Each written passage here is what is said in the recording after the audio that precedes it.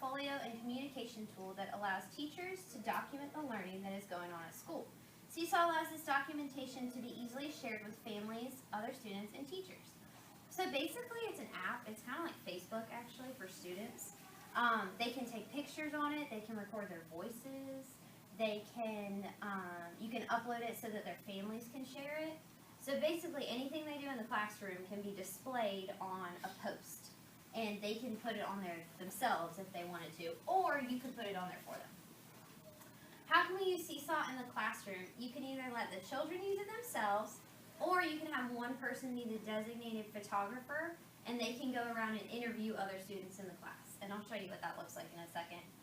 Seesaw is a great way to communicate with parents. Instead of having them on Facebook or sending pictures so that they can be put on Facebook, they can just use the Seesaw app and your parents can see all their photos.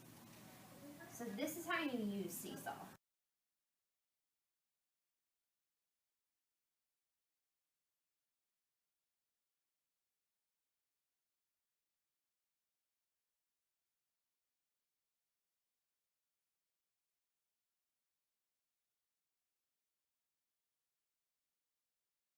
All my students. Oh, okay.